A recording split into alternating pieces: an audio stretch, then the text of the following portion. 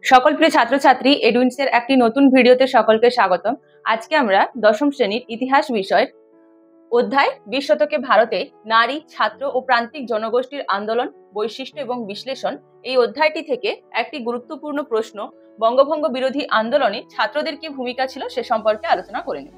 দেখো, এই যে অধ্যায়টি আমাদের রয়েছে 20 শতকে ভারতে নারী, ছাত্র ও প্রান্তিক জনগোষ্ঠীর আন্দোলন, অর্থাৎ 20 শতকে যে সমস্ত আন্দোলনগুলি গড়ে উঠেছিল, যেমন বঙ্গভঙ্গ আন্দোলন, ভারত ছাড়ো আন্দোলন, অসহযোগ আন্দোলন, আইন অমান্য আন্দোলন, এই সমস্ত আন্দোলনে বিশেষ করে নারীরা, ছাত্ররা এবং প্রান্তিক জনগোষ্ঠীর মানুষ, কিছু বিশেষ জনগোষ্ঠীর মানুষ কি ভূমিকা গ্রহণ করেছিল এবং তাদের আন্দোলনের বৈশিষ্ট্য কি ছিল সে সম্পর্কে আমরা এই অধ্যায়টিতে আলোচনা করা হয়েছে।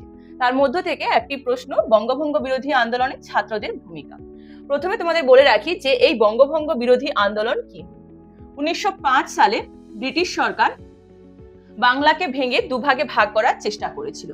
কেন না, কিছু কারণ তিনি দেখিয়েছিলেন যে প্রশাসনিক সুবিধার কারণে তিনি বাংলাকে ভেঙে ভাগ করছেন। যেহেতু বাংলা প্রেসিডেন্সি অনেকটা বড়, বর্তমানে আমাদের পশ্চিমবঙ্গ এবং বাংলাদেশকে একত্রিত করে তৎকালীন বাংলা প্রেসিডেন্সিটি গড়ে উঠেছিল, তাই ব্রিটিশ সরকার দেখাচ্ছিল যে তারা এই শাসন কার্যের সুবিধার কারণে বাংলাকে দুভাগে বিভক্ত করছে। কি না, প্রধান কারণ দেখিয়েছিল প্রশাসনিক কারণ। কারণটি প্রশাসনিক কারণ দেখালেও আসলে তারা বাংলার মানুষদের মধ্যে ধর্মীয় বিভেদকে উজ্জীবিত করে তাদের যে ব্রিটিশ বিরোধী যে সমস্ত আন্দোলনগুলি গড়ে উঠেছিল তার শক্তিকে কিছুটা কমিয়ে দেওয়ার চেষ্টা করেছিল। কারণ একটি প্রশাসনিক কারণ তো অবশ্যই ছিল, সাথে সাথে কিন্তু এই ধর্মীয় কারণটিও ছিল।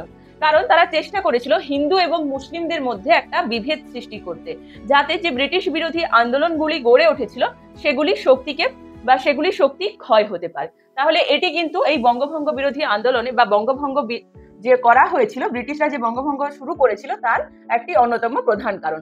তো এই বঙ্গভঙ্গের বিরুদ্ধে যে সমস্ত আন্দোলনগুলি গড়ে উঠেছিল 1905 খ্রিস্টাব্দে, এই বঙ্গভঙ্গ বিরোধী আন্দোলন, তার মধ্যে ছাত্রদের কি ভূমিকা রয়েছে সেটাই এখানে আলোচনা করা হয়েছে। প্রথমে দেখো না, এই সময় 19 শতকে অনেক মধ্যবিত্ত শ্রেণীর মানুষ, সাথে সাথে নিম্নবিত্ত শ্রেণীর মানুষরাও শিক্ষায় শিক্ষিত হওয়ার প্রতি আকৃষ্ট হয়েছিল। তারা শিক্ষা গ্রহণ করতে অনেকটাই আকৃষ্ট হয়েছিল। তৎকালীন সমাজে যে শিক্ষাটি ছিল তার মডেল বা তার চিত্র কিন্তু অনেকটাই পাশ্চাত্য শিক্ষার উপর নির্ভর করে ছিল। স্বদেশী শিক্ষা বা শিক্ষার মধ্যে স্বদেশিকতা তখনও অনেক প্রভাব পড়ছিল না, স্বদেশিকতার প্রভাব আসছিল না। কারণটা কিন্তু ব্রিটিশ সরকার কখনোই স্বদেশিকতাকে প্রভাবিত করতে চাইছিল না। তারা চাইছিল যে পাশ্চাত্য শিক্ষায় শিক্ষিত করতে মানুষকে, যে কারণে যে শিক্ষার চিত্রটি ছিল পাশ্চাত্য শিক্ষার চিত্র। মানুষজনেরা সেই সমস্ত ইটকাঠ পাথরে ঘেরা বিদ্যালয়তে গিয়ে, স্কুল কলেজে গিয়ে শিক্ষায় শিক্ষিত হয়েছিল। তো এই সময়কালে যখন বঙ্গভঙ্গ বিরোধী আন্দোলন গড়ে উঠেছিল, যে জাতীয় নেতৃবৃন্দ ছিলেন তারা ছাত্রদেরকে এই সমস্ত ব্রিটিশ যে পাশ্চাত্য বিদ্যালয় বা স্কুল কলেজগুলি ছিল সেগুলিকে ত্যাগ করে বেরিয়ে আসার আহ্বান জানিয়েছিল, এবং যে দেশের চিত্রতে বা স্বদেশিকতার মডেলে যে সমস্ত স্কুল কলেজগুলি গড়ে উঠেছিল সেগুলিতে তারা শিক্ষা গ্রহণের জন্য আহ্বান জানিয়েছিল। এই বঙ্গভঙ্গ বিরোধী আন্দোলনের ক্ষেত্রে আমরা লক্ষ্য করেছিলাম যে এই সময় সমস্ত বিদেশি দ্রব্য বর্জন করা হচ্ছিল, বিদেশি জামা কাপড়, রেশমি চুড়ি, বস্ত্র সমস্ত কিছু বর্জন করা হচ্ছিল। তার পরিবর্তে দেশের তৈরি মোটা কাপড়, জামা কাপড় তারা মানুষজনেরা ব্যবহার করতে শুরু করেছিল। তো সাথে সাথে সেই সমস্ত জামা কাপড় ব্যবহার করার সাথে সাথে শিক্ষার ক্ষেত্রেও দেশীয় জিনিসটিকেই প্রাধান্য দেওয়া হচ্ছিল। এই যে পাশ্চাত্য শিক্ষার স্কুল কলেজগুলি ছিল সেগুলিকে জাতীয় নেতৃবৃন্দ গোলদিঘির গোলামখানা বলে অভিহিত করেছিলেন। অর্থাৎ এখানে একটি কারখানার মতো উৎপাদন চলে যাচ্ছিল, সবসময় শিক্ষাকে উৎপাদন করা হচ্ছিল। সেখানে কোনো স্বদেশিকতার, দেশীয় জিনিসের, প্রকৃতির সাথে মানুষের কোনো মেলবন্ধন ছিল না। শুধুমাত্র একটি কলকারখানার মতো যেমন উৎপাদন করা হয়ে থাকে সেইভাবেই ছাত্রদেরকে এখানেও উৎপাদন করা হচ্ছিল, যে কারণে এটিকে গোলদিঘির গোলামখানা বলে অভিহিত করা হয়েছিল। এখন আমরা জেনে নেব যে ছাত্রদের ভূমিকা কি ছিল। প্রধান ভূমিকা বয়কট আন্দোলন। রিপন কলেজের ছাত্ররা 17 এবং 18 জুলাই বয়কট আন্দোলন শুরু করেছিল। 31 জুলাই কেন্দ্রীয় ছাত্র প্রতিরোধ সংস্থা স্থাপন করা হয়েছিল। 7ই আগস্ট কলকাতার টাউন হলে একটি ঐতিহাসিক মিটিং এর আয়োজন করা হয়েছিল, যেখানে এই যে স্কুল কলেজগুলি রয়েছে সেগুলিকে ত্যাগ করে তাদেরকে বেরিয়ে আসার আহ্বান জানা হয়েছিল। এই যে রিপন কলেজ, বর্তমানে সুরেন্দ্রনাথ কলেজকে বলা হয়ে থাকে, তৎকালীন রিপন কলেজ। বর্তমানে সুরেন্দ্রনাথ কলেজ এবং তৎকালীন রিপন কলেজের ছাত্রদেরকে আহ্বান জানানো হয়েছিল এই বয়কট আন্দোলনে এগিয়ে আসার জন্য। সাথে সাথে তারা 17 এবং 18 জুলাই বয়কট আন্দোলন শুরু করেছিল।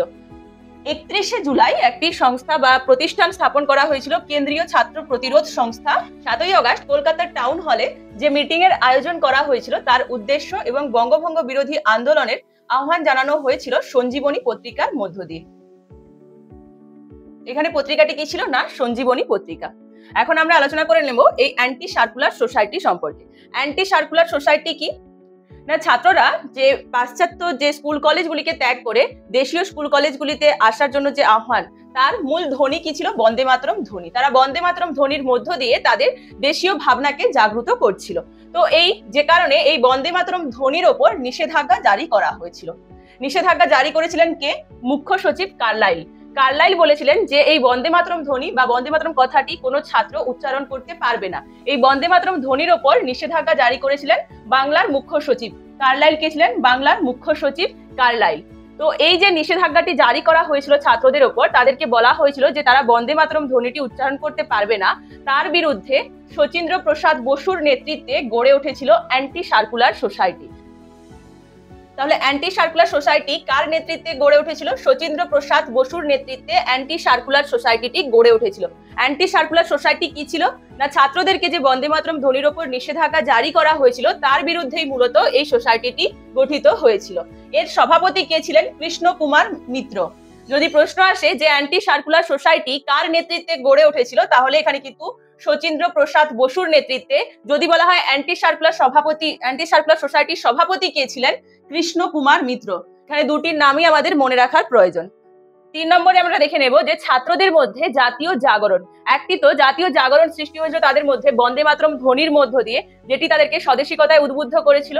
সাথে সাথে এখানে হিন্দু কলেজের প্রফেসর হেয়ারও তাদেরকে অনেকটা উদ্দীপিত করেছিলেন জাতীয় জাগরণের ক্ষেত্রে। এবং এই বিষয়ে 1827 খ্রিস্টাব্দে একাডেমিক অ্যাসোসিয়েশন গঠিত হয়েছিল, যেই অ্যাসোসিয়েশনটি তাদেরকে দেশীয় বিভিন্ন রাজনৈতিক, অর্থনৈতিক ও সামাজিক বিভিন্ন বিষয়ে এখানে আলোচনা করা হতো, যাতে ছাত্ররা জানতে পারে যে সমাজের পরিস্থিতি কি রয়েছে, কি চলছে বর্তমান সমাজে, সে বিষয়ে তারা যাতে জানতে পারে। সে কারণে 1827 খ্রিস্টাব্দে একাডেমিক অ্যাসোসিয়েশন গঠন করা হয়েছিল।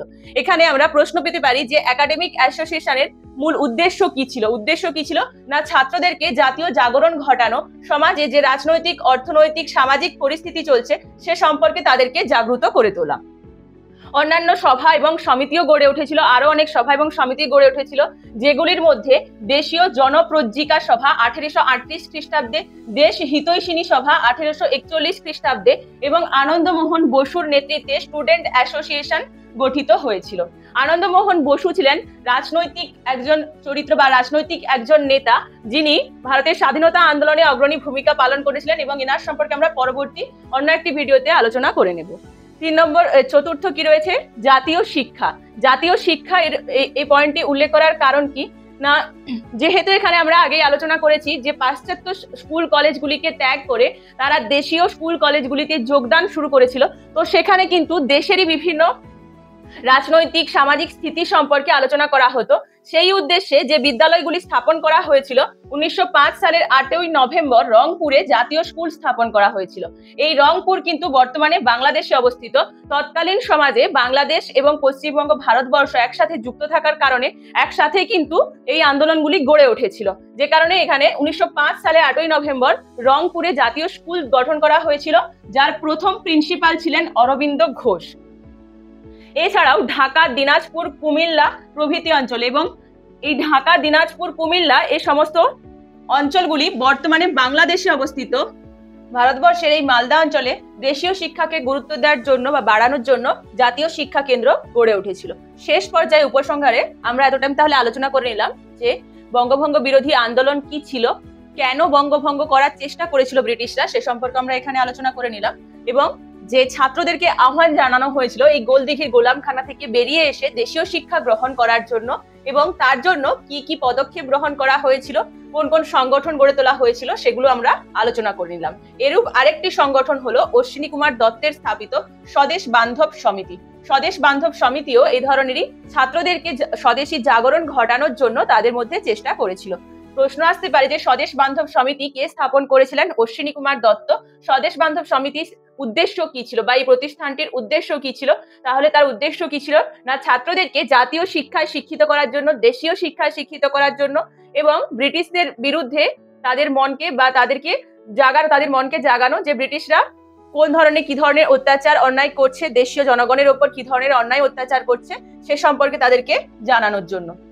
তাহলে আজকের এই সম্পূর্ণ ভিডিওতে আমরা দেখে নিলাম কি না বঙ্গভঙ্গ বিরোধী আন্দোলনে ছাত্রদের কি ধরনের ভূমিকা ছিল সেটি আমরা সম্পূর্ণ আলোচনা করে নিলাম। তাহলে এখান থেকে আমরা যে এমসিকিউ এবং এসিকিউ প্রশ্নগুলো পেয়ে যেতে পারি কি না অ্যান্টি সার্কুলার সোসাইটি কি সে সম্পর্কে আমরা আলোচনা করেছিলাম। অ্যান্টি সার্কুলার সোসাইটি কে স্থাপন করেছিল তাও আমরা আলোচনা করেছিলাম। কে স্থাপন করেছিলেন? শচীন্দ্র প্রসাদ বসুর নেতৃত্বে স্থাপিত হয়েছিল এবং অ্যান্টি সার্কুলার সোসাইটির সভাপতি কে ছিলেন? কৃষ্ণ কুমার দত্ত। এখান থেকেই আমরা অনেকগুলি প্রশ্ন কিন্তু পেয়ে যেতে পারি। তো এই ধরনের এমসিকিউ এসিকিউ প্রশ্ন পেয়ে যেতে পারি। সাথে সাথে কিন্তু একটি লং কোশ্চেন যেটি আমরা দেখেছি যে বঙ্গভঙ্গ বিরোধী আন্দোলনে ছাত্রদের কি ভূমিকা ছিল সে সম্পর্কে আমরা আলোচনা করে নিলাম। আমাদের আজকের এই ভিডিওটি এই পর্যন্তই। ভিডিওটি তোমাদের কেমন লাগলো জানিও। যদি কোনো প্রশ্ন থাকে কমেন্টের মাধ্যমে জানাতে পারো। পরবর্তী ভিডিওতে আমরা তার আলোচনা নিয়ে আসবো। আরো এই ধরনের শিক্ষামূলক ভিডিও পেতে আমাদের এডুইন্স ইউটিউব চ্যানেলটিকে সাবস্ক্রাইব করো এবং এডুইন্স ফেসবুক পেজটিকে ফলো, লাইক ও শেয়ার করো। ধন্যবাদ।